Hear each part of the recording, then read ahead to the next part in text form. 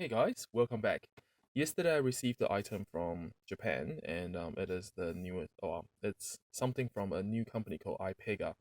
So what actually intrigued me was that it was actually a modular wireless controller for Nintendo Switch, PC, and Android. Um, from looking at this is actually a Chinese brand, and I think a Japanese company just took it to market it themselves. So we'll have a look at what the quality is and then do a bit of unboxing on it just to see what it is like. So the packaging just seems quite normal and stuff like that. So not really expecting too much from like an off-brand Switch controller, but oh, okay, that's quite interesting. Right. So it's actually got its own clamshell. Well, from my past experience, there's a lot of the companies they normally just have it in like a little bubble wrap and just throw it into a box or something like that. So I guess it is more of an OEM product, so that's why they probably put more thought into it. There is actually a instruction manual inside, all written in Japanese, but to be honest, um, this is pretty average, like pretty half-assed if you ask me. So teaches you how to pair and some specs on it. Yeah, that's pretty much it. So let's have a look at the controller itself. So aesthetically, the finish isn't too bad, but you can see that there's a bit of an imperfection. So yeah, that seems to be paint on it. Oh, there's some here as well, so that's actually not too good if you really think about it that way. Um, controllers, the analog feels pretty sturdy, so that's pretty good. And the D-pad, so feels like D-pad. There's a bit of a clicking sound on the side, so it feels like it's just buttons in there. And the only thing is that the these little buttons are way too small, if you ask me. Do I actually have another Switch controller here? Let me have a look.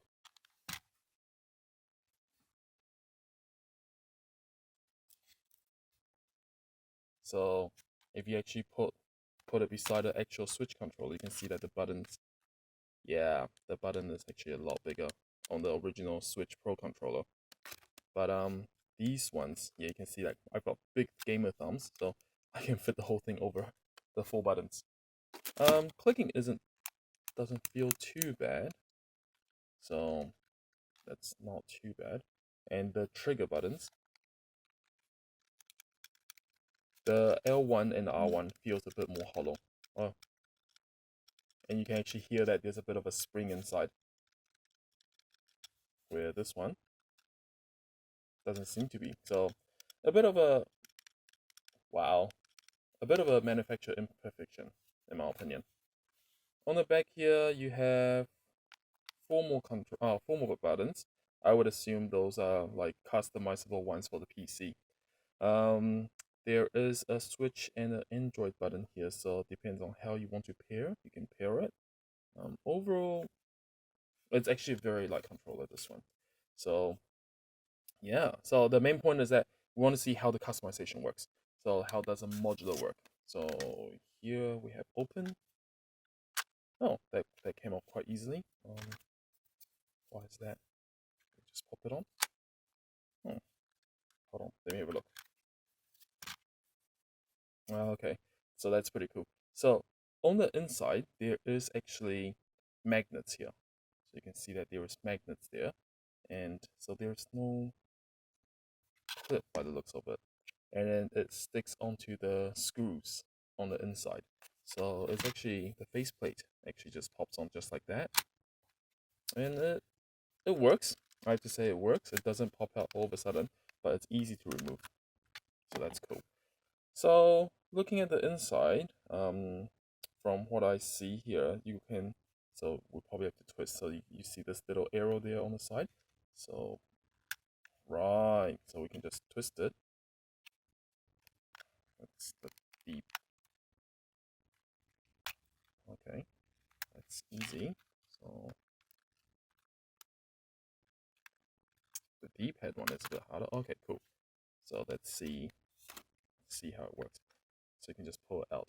So yeah, basically you can see that these are the connectors that connect onto that. So all of them can be taken out like this. Let's see. It's quite interesting. I quite like these gimmick stuff. So you can see that they all have a little lock there, and then this is where the buttons act. So, and then you have the analog with the L3 clicking, L3 R3 clicking. Yeah. So definitely this is a button mechanism inside. So it's actually not like one of those D-pad rolling things by the looks of it. So the cool part about it is that you can actually take what you want, lock it in, and then you can, oh, okay, accidentally turned it on. You can pop it there, and pop it there, and you can make this into a PlayStation 4 controller, like that. Pop it on, and then you can see that the LED inside flashes, so it's trying to pair. So you can have your PlayStation type of look, and that works quite well. Or if you want, you can actually remove this part here, with this part, pop it on there, and then you can actually pop it on here, and then you can make another form of controller gameplay depending on how you like it. So I think that was the charm of this controller, but to be honest, I will be testing it out to have a look at how the buttons work and give you my final thought. So this is quite a cool unboxing from Ipega, and hope you enjoyed the video, and I'll see you guys soon. Take it easy.